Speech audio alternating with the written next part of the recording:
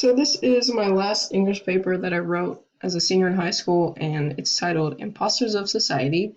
It's about the movie Parasite, and in the movie there is the Kim family, which is a poor family, and then there's the Park family, which is the wealthier, rich family.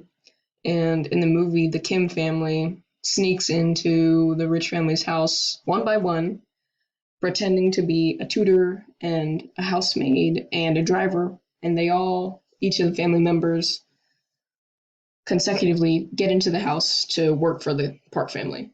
And the Park family has no idea that they're actually poor and that they're not really who they portray themselves to be because the Kim family uses fake documents and a fake college degree to show the Park family that they're real, but when they're not actually real, they're just looking for a way to make money.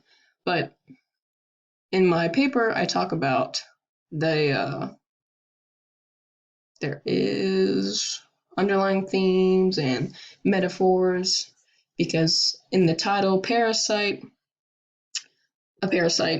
it's like a bug. It attaches to the host and slowly kills them and lives off the host. And in the movie, the Kim family attaches itself to the Park family by pretending to be like faking their identity and everything. And the Park family has no idea.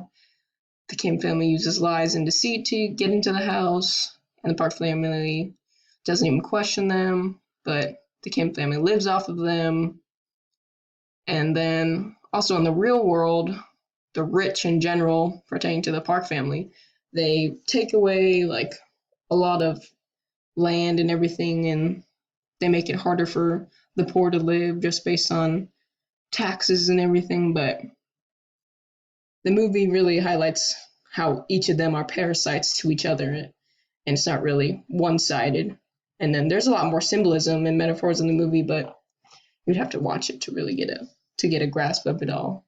But overall, it's a super good movie, and I definitely recommend it.